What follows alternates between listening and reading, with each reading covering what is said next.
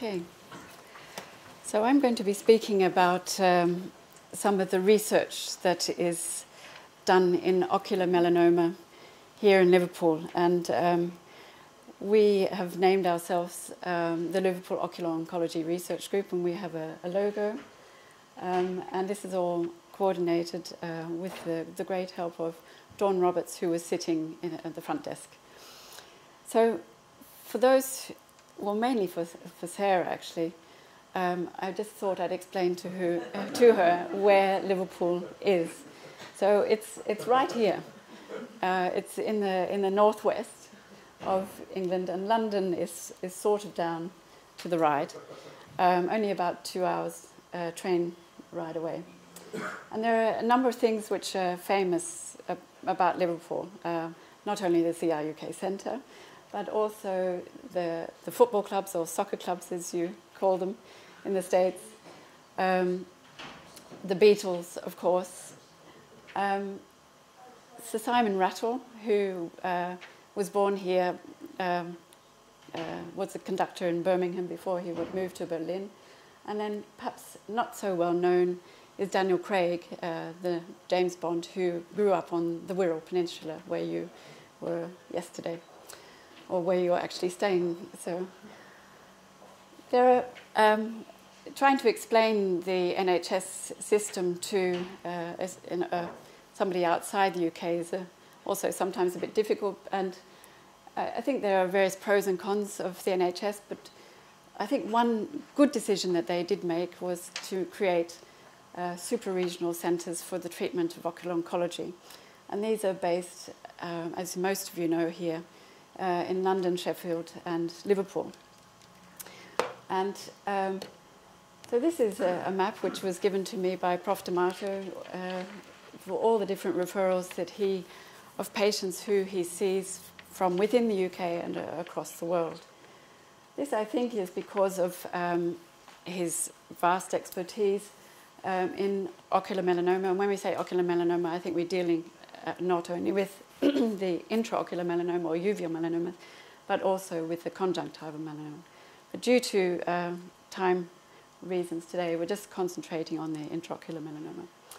And I guess there's a wide range of treatment options, as you all know, which vary according to the size of the tumour and location, and of course the motivation of the patient, and range from surgery to radiotherapy. I guess the specialty of the house here in Liverpool is the possibility of local resection and also endoresection, and then also the adjacency of the proton beam facility in Clatterbridge. So there is a very close collaboration between the Liverpool Ocular Oncology Centre, run by Prof. D'Amato and his team, who many of you already know, and the Liverpool Ocular Oncology Research Group, which Prof. and I set up 5 years ago, 5 or 6 years ago now, and which is gradually expanding. And we have great collaborations also with the Department of Clinical Engineering, particularly Azam Taktak, who has helped us come up with a prognostication system for determining patient management. So we also have great collaborations, so Liverpool there, Royal Liverpool Broadgreen University Hospital Trust, with Aintree University Hospital is where the abdominal surgeons are located, and then of course Clatterbridge Centre of Oncology on the Wirral. And Dr. Helen Callery, who's present here in the audience, has been instrumental in organising the ethics and also the material transfer agreements for the collection of tumour material, be it a primary tumour or metastatic tumour, also the bloods from patients, and set up a very large ocular oncology biosample collection.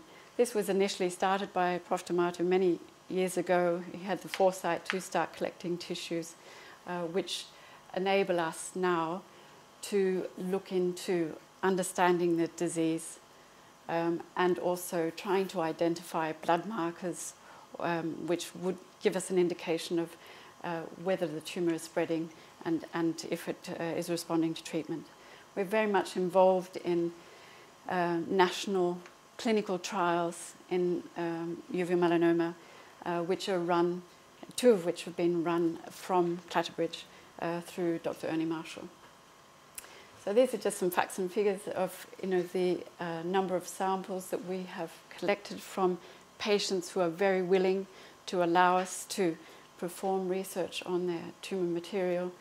And also we collect as much as possible, not only the tumour cells, but also non-tumour and the blood samples.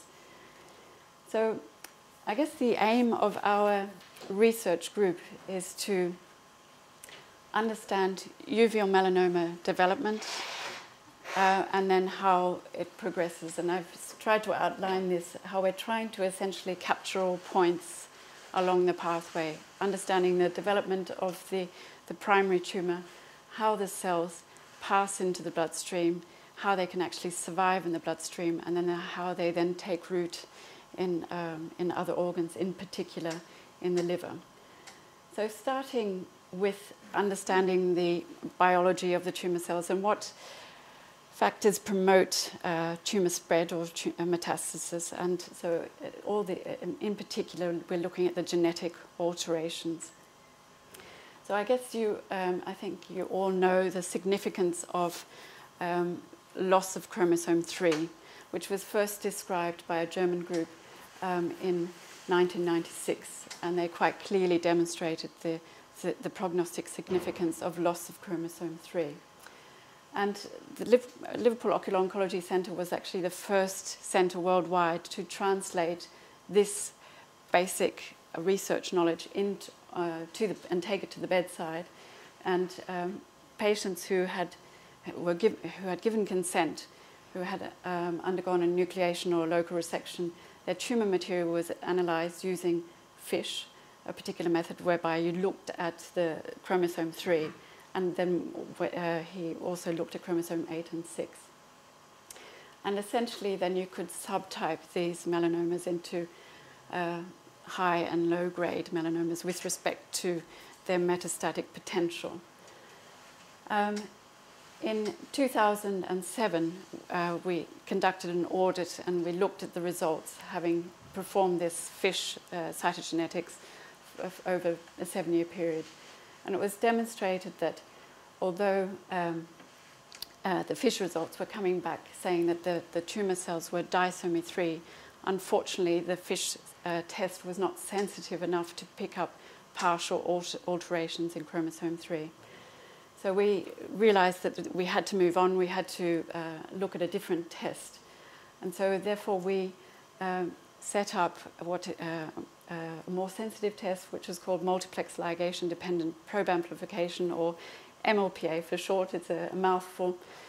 We were sponsored by Fight for Sight at this time, whereby we looked at older tissue material. We had the long clinical follow-up, and we could demonstrate essentially by using this test, which examines a number of chromosomes simultaneously, chromosomes 1, 3, 6, and 8, that we could quite clearly come up with similar curves as to what you could see with the FISH. And then we went on, and so on the basis of this validation, we decided that we would implement this test as part of the routine management of uveal melanoma patients. And so we, in this publication in 2010, demonstrated that we could quite, with greater sensitivity, predict, I guess, the course of the clinical disease in patients. And to date, we have performed there's over 700 tests, but this is the follow-up data to 600 patients who live here in the UK. So MLPA, it's a PCR-based test. It can be performed on fresh and fixed tissue, so samples can be sent, so paraffin blocks can be sent to us from different centres, and we can extract DNA from the wax-embedded samples and perform this genetic test. And we can also perform it on very small biopsies, and we have a very competent team consisting of Helen Callery, Marcella Baldo and Simon Biddulph, who is the technician. And so we can have very tiny intraocular biopsies.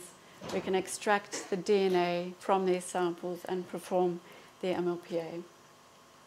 And if the tumour samples are so tiny that we only have perhaps only 10 cells or so, then we use a different technique, which is called microsatellite analysis, where we just look at chromosome 3. So all of this information is then fed into a prognostication model, which was developed with the clinical engineers and Dr. Tak in particular. And we incorporate the clinical features, the histomorphological features, and the genetic data, and come up with, I think, the curves that you may be familiar with, which are then used for counselling with the patients, together with Prof. D'Amato's team. And this prognostication model has been tested and validated on the basis of this very large clinical data set that Prof has, and it has been put online and is used by other centres across the UK. So there are other techniques, as you know, in how you can subtype uveal melanomas, and gene expression profiling is one technique which was first described in 2003, again in Essen in Germany. But I guess the more recent publicity has come through the Castle Biosciences kit, which they've developed on the basis of the gene expression profiling, where they subdivide the tumours into class 1 and class 2. Class 1 being of low metastatic potential, class 2 being of higher metastatic potential. And so, I mean, there are a number of groups or centres use different techniques. Some use FISH, some use SNP analyses, some use the gene expression profiling.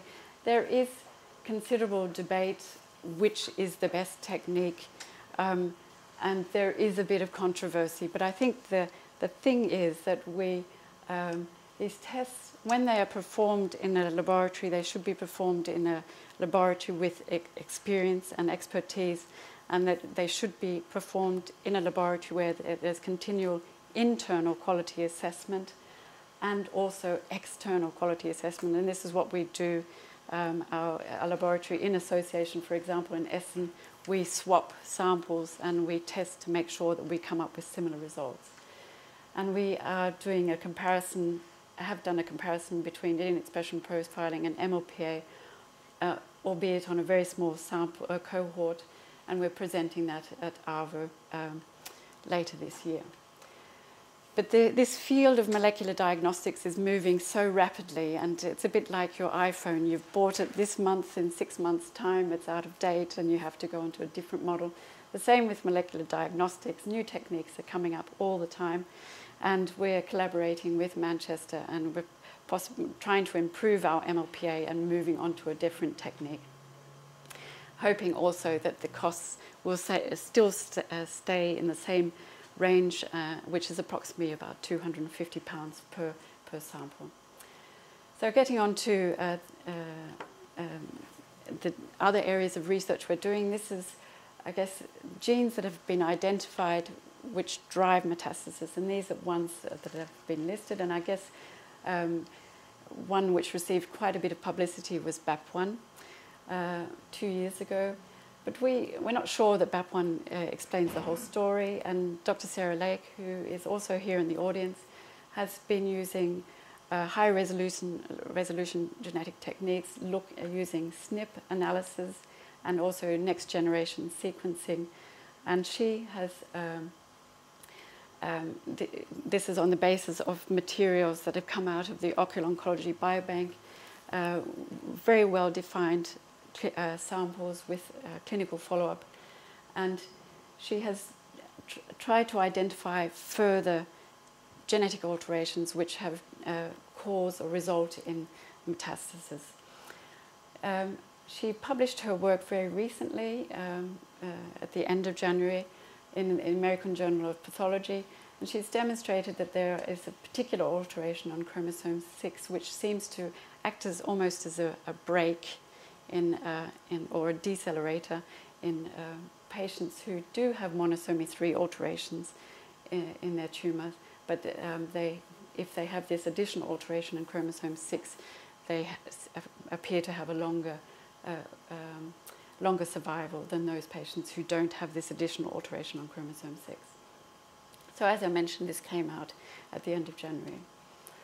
With the next generation sequencing, which is very in-depth analysis of the genetic alterations of the tumour cells, we're collaborating with the Centre of Genomic Research, which is present here in Liverpool, and she has a cohort of patients, patient material with monosomy 3 and disomy 3, and she's identified 8 additional.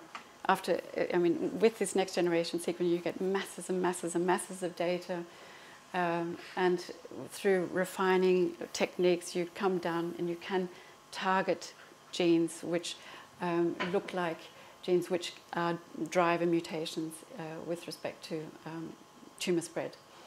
What was interesting in her analysis of these 12 samples, she didn't detect any BAP1 mutations, however she did identify other target mutations. And she's in the process of validating this using immunohistochemistry and also additional sequencing. And this is being performed with the help of Isabel Bachmeier, who's here from Germany. Just moving on to excuse me, other areas of research, Dr. Martina Angi, who's also present in the room. She's sponsored by CR UK. She's looking, using another technique called Proteomics, which is looking at the proteins expressed by the tumour cells, and also looking at circulating tumour cells in patients' bloods.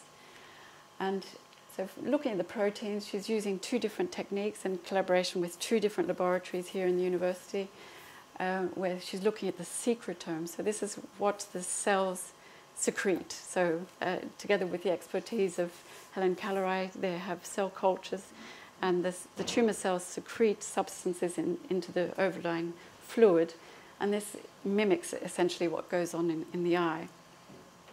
And so they're looking at the proteins which are being secreted, and then she's also looking at the proteins within the tumour cells. And through these 2 different techniques, she's hoping, through the overlap, identify a protein which may be circulating in the blood, which we could use as a biomarker to pick up earlier metastases. And similarly, this is just some of the results, preliminary results, which she's hoping to present firstly at the next OOG meeting in Lapland and later at ARVO. And this is some of the breakdown of the work she's got from the second technique, whereby she subdivided the tumours with a high metastatic risk and a low metastatic risk. So with respect to the circulating tumour cells, this is a bit difficult because the technology, I think, essentially has been developed on the basis of carcinoma cells. So Professor Neoptolemus was speaking before about pancreas cancer, which is a carcinoma. And so they have particular epithelial markers on the outside of these cancer cells. So with the melanoma cells, you have to find what markers are being expressed on the outside of their cell membranes. And so in collaboration with the Patterson Institute of Cancer Research in Manchester, we are using 2 different techniques. One which is FDA approved, called the Veridex Cell Search System, and another which is called ICET. And in collaboration with Clatterbridge, Martina and Helen have sent samples across to Manchester, and in various groups, patients who have low risk of developing disease, those who've had a high risk, and those patients who unfortunately have overt metastatic disease. And they have been able to detect circulating tumour cells in these patients with overt metastatic disease. Well, there is some variation in the number of cells, and this was a preliminary study, and we're in the process of submitting an application which has to be submitted by Thursday to further these analyses. So then Hale is our most recent PhD student. She is looking at models to understand how metastases occur in uveal melanoma. Now, there's no ideal animal model to study this disease.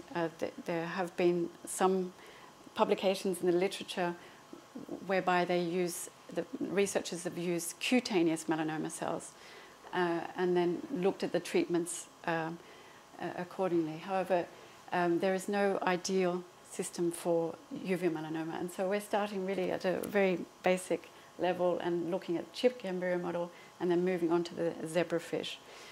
And Helen has been able to produce a number of cell lines and has been able to subtype them genetically quite precisely. And so that was an example of disomy 3. Here's an example of monosomy 3 with additional alterations to chromosome 8.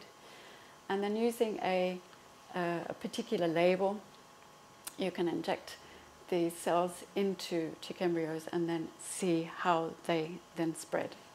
And we're planning on doing similar things with the zebrafish, and then ultimately collaborating with Manchester again in developing an animal model. Then finally, one PhD student had looked at the metastases, and he was using similar techniques to what Sarah used with the SNP analyses of metastases from uveal melanoma patients.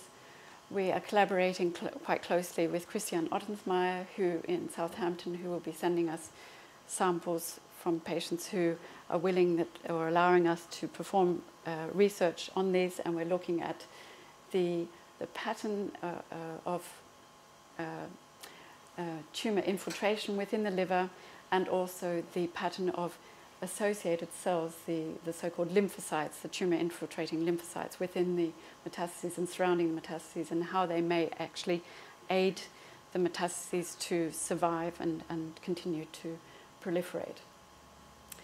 We're also looking at the immunohistochemistry of the metastases, looking at the particular protein or antigen profile of these tumors, and we looked at BAP1 expression in the primary uveal melanoma and also in the metastatic tissue, and we could demonstrate that patients whose metastases are BAP1 negative, unfortunately these patients have a more rapid course than those patients whose metastases are BAP1 positive. So I hope in this very short time I've been able to give you an overview of all the different areas we're trying to address along the disease pathway in uveal melanoma. We've been very fortunate in having funding from Northwest Cancer Research Foundation, the EORTC, Fight for Sight, and Cancer Research UK. And a tremendous amount of funding has also come from the iTumour Research Fund. And these are from donations from patients, and we've been able to support our research and also buy equipment. So a big thank you to all of you. We have this website which is managed by Dawn, and there are various points including information for patients, research and clinicians. We also have a news section, and we're hoping to put the Ocumel UK meeting on the news section. These are the superhero scientists who were a photo taken of them last year or 2 years ago by CRUK, and we were quite surprised when we were walking down in London. We saw in the CRUK centres there very big posters and these 3 angels in inverted commas, yes, decorating the streets of London.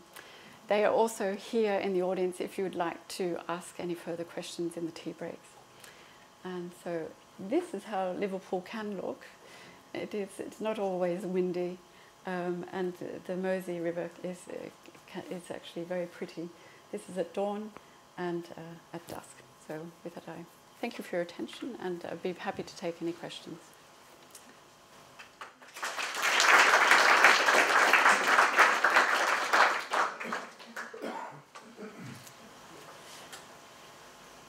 Does anybody have any questions? Sarah, one question here. What's the significance of a partial loss of a total? Sarah, could you repeat the question? Oh yes, okay. So what is the significance of a partial loss of chromosome 3 versus a complete loss.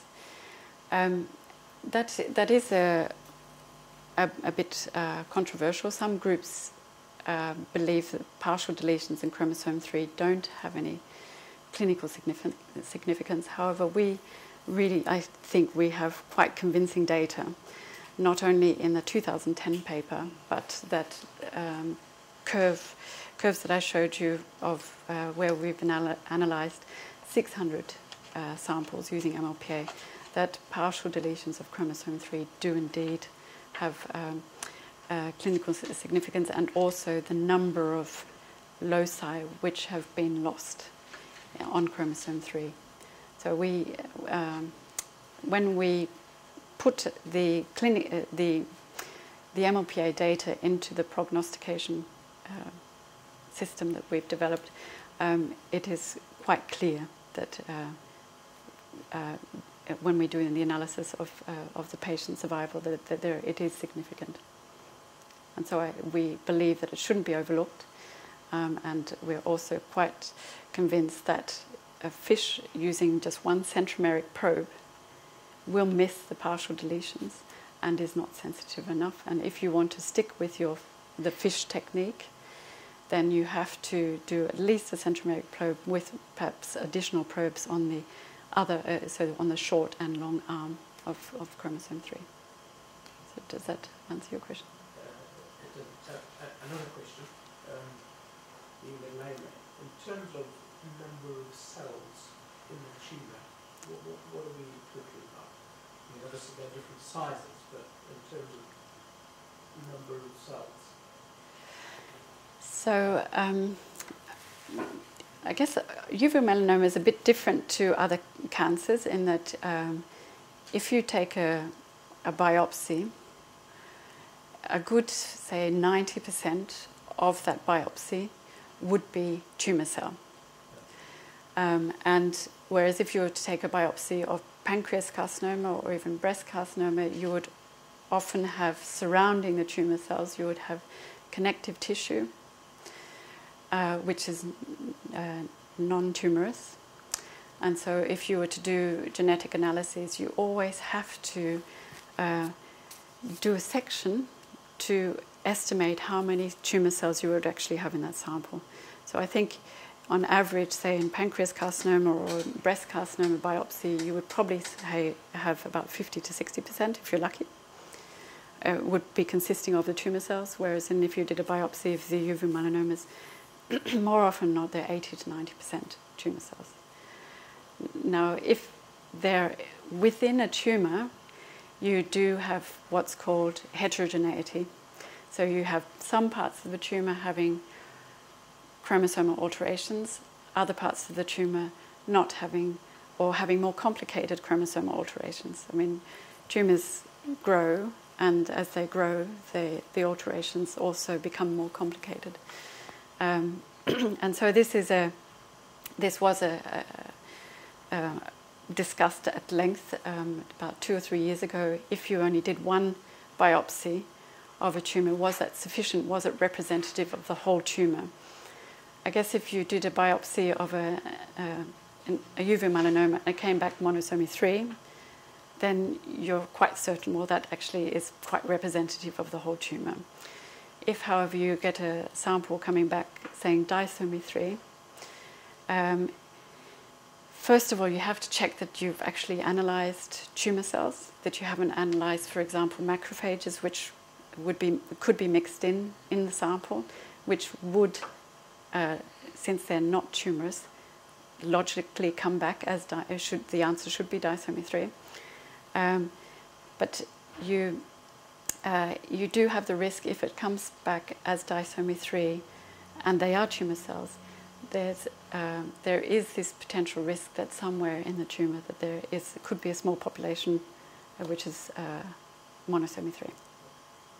So that's, I mean, there is a risk that with this, that if you have a small biopsy, which that it may not be totally representative of the whole tumour. I don't know whether Prof. D'Amato wants to add anything to that. Yeah, I'll do this later. Okay, fine. Okay. I'm lucky enough to be a follow-on patient of the professor at Southampton, Professor Ottom's-Meyer. And during a discussion recently, he mentioned about genetic counselling on the basis that I've mentioned that quite a number of family members have had various types of cancer, particularly on the maternal side. And he's invited me to go on some follow-up information. I recently had a letter from, I think it's Holiday.